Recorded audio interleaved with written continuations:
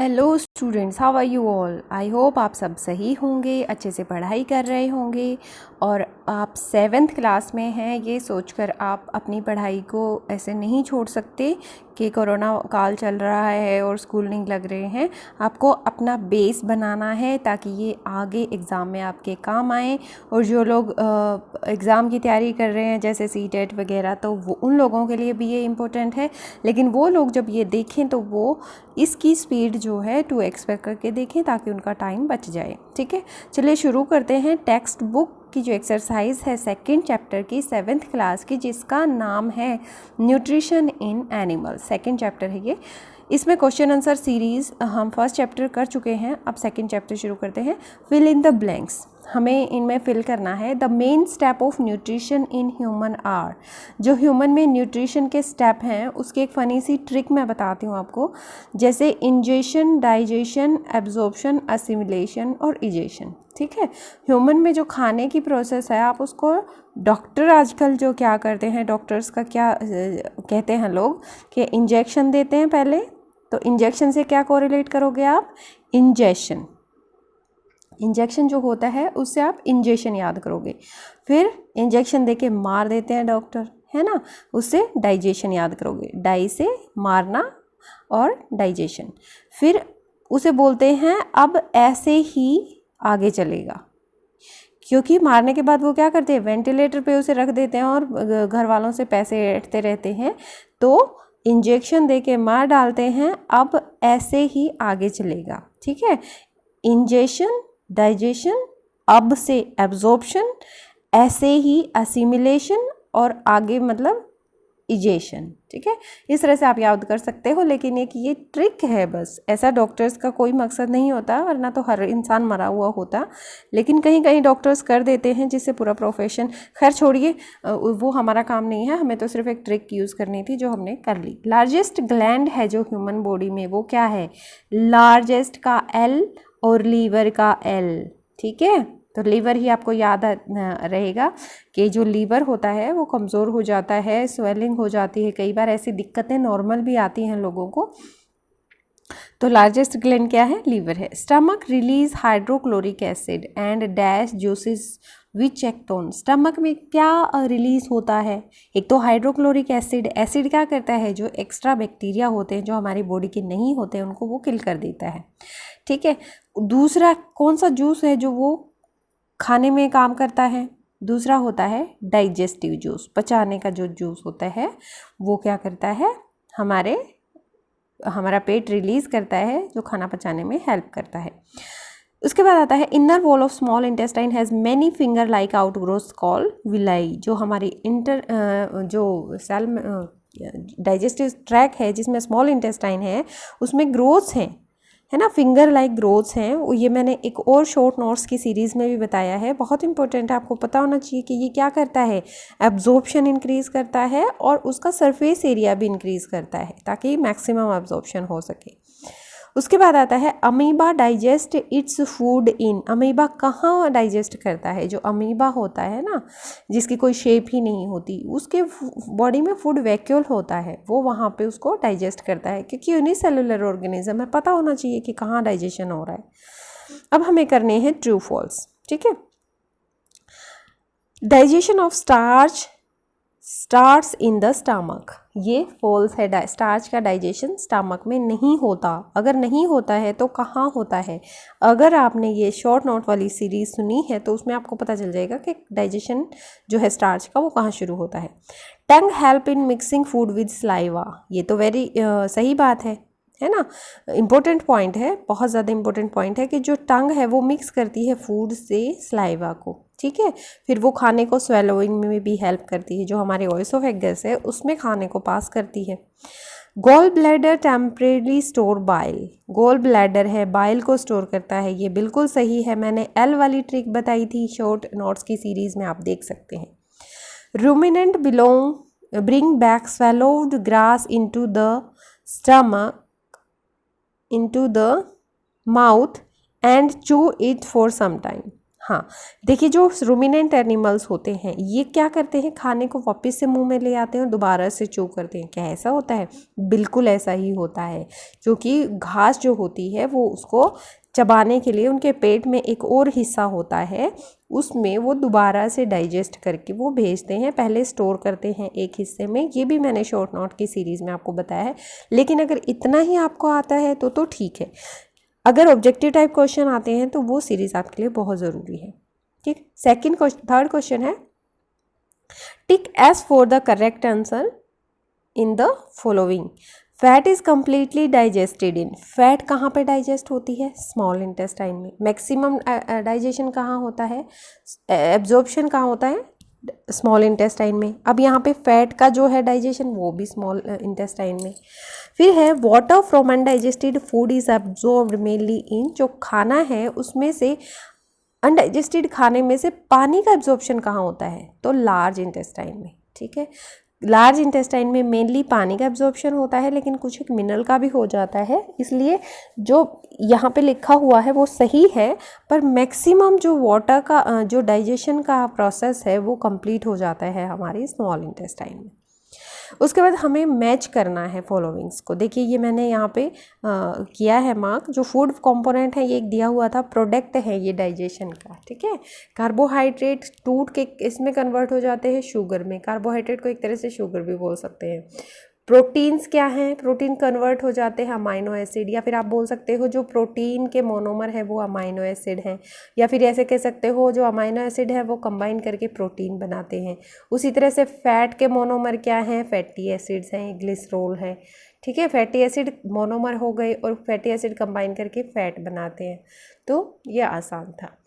अब फिर से वही क्वेश्चन आ गया, घुमा फिरा के वही 2-4 बातें आपकी बुक में दी हुई हैं, आप आसानी से कर सकते हो। ठीक है, अगर आपने डिटेल भी नहीं सुना है और अगर 2 चीज़ें, जो मेन पॉइंट की वीडियो है वो आपने देखी है और क्वेश्चन आंसर आप देख रहे हो, तो आपको कोई क्वेश्चन ऐसा हो ही नहीं सकता कि आप अटैम्प्ट ना करो।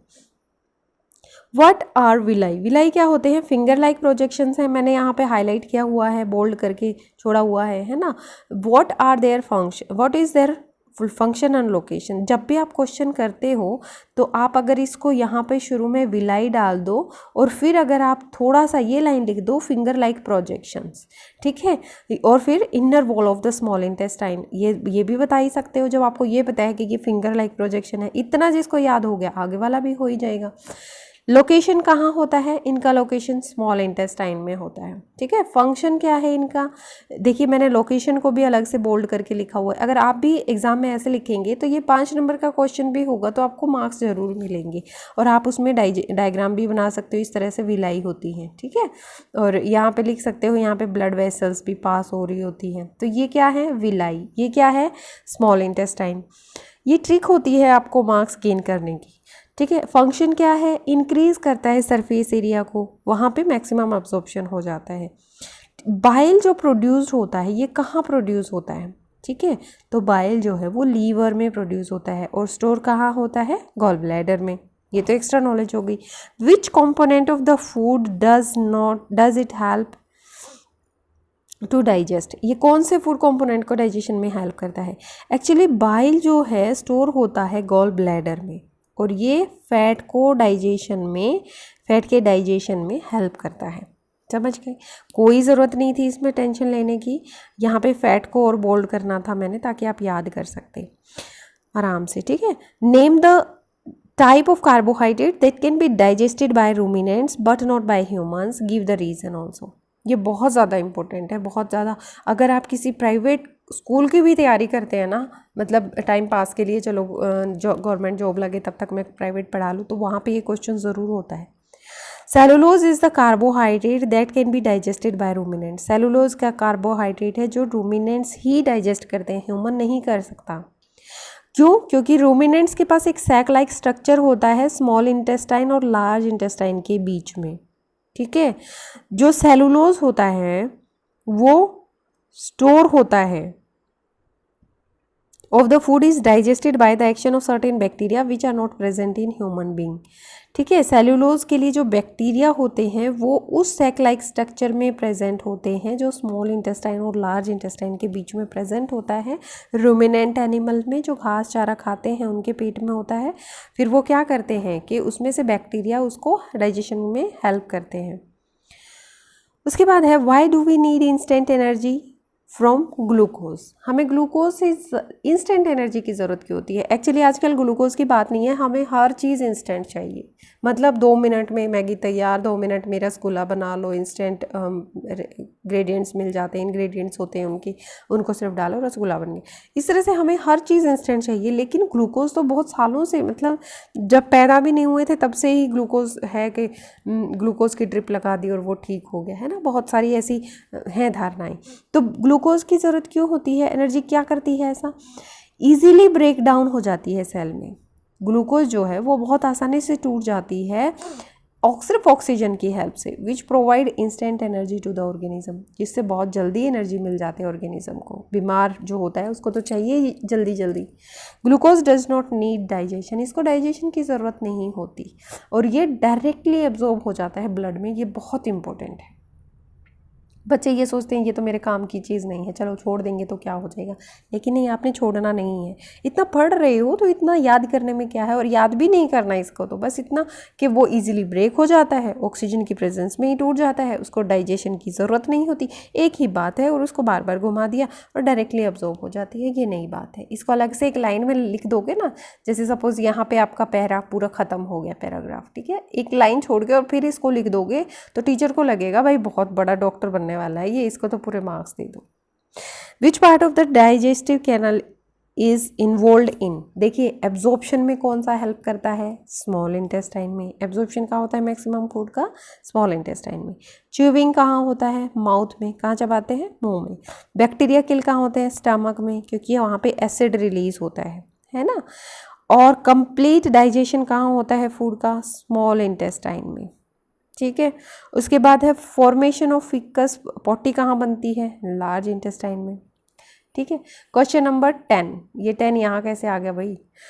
चलिए कोई बात नहीं, यहाँ क्वेश्चन 10 है। Right one similarity and one difference between nutrition in amoeba and human being. Amoeba का हमने पढ़ा था कि जो उसमें न्यूट्रिशन होता है वो वैक्यूल में होता है ना।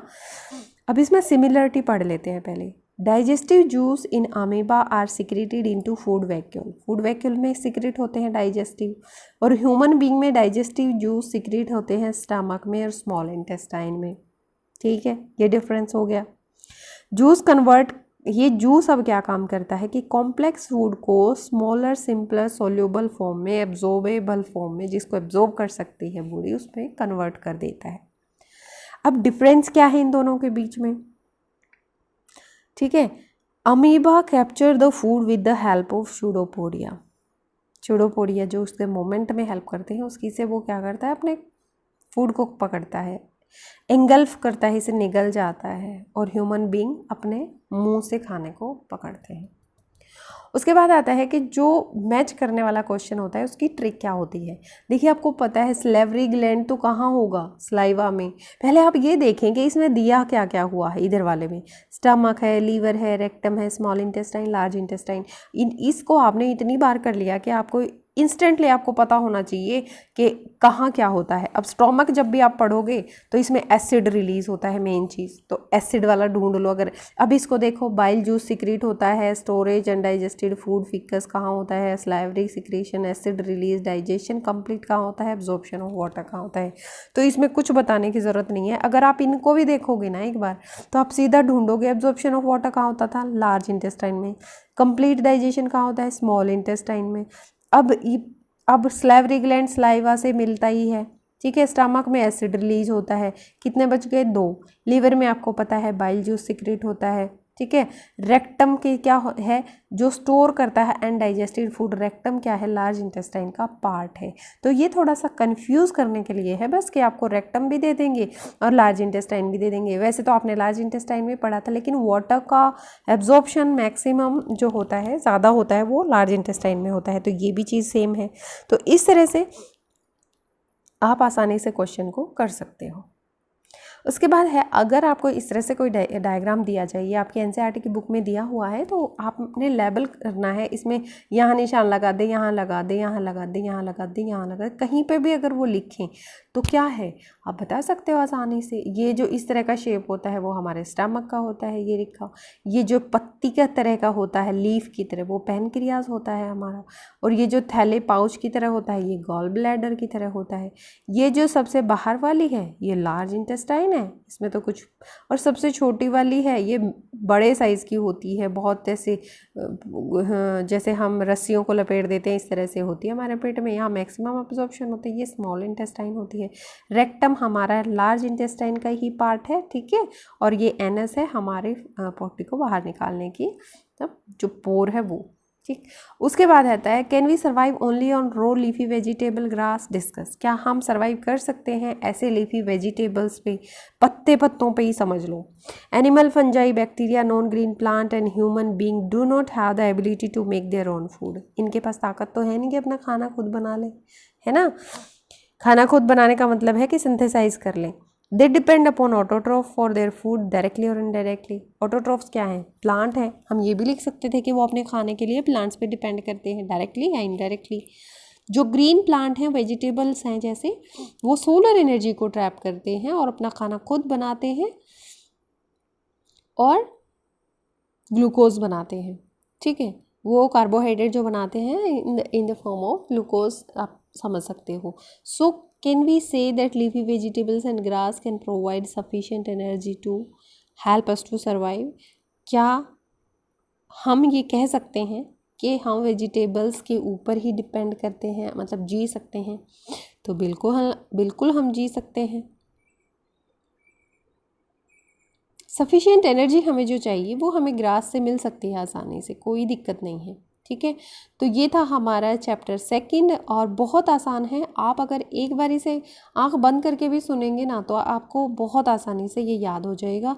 और अगर आपको इसकी ज़्यादा नॉलेज चाहिए तो आप वो छोटे वाला हिस्सा देख सकते हैं जिसमें शॉर्ट नोट के नाम से मैंने बनाया हुआ है। Thank you for watching life science cafe. अगर आप किसी हायर एग्ज़ाम की तैयारी कर रहे हैं, किसी टॉपिक में आपको दिक्कत है, तो प्लीज़ कमेंट बॉक्स में मुझे जाकर ज़रूर बताएं। अच्छे से पढ़ाई करें, आगे बढ़ें। थैंक यू, धन्यवाद।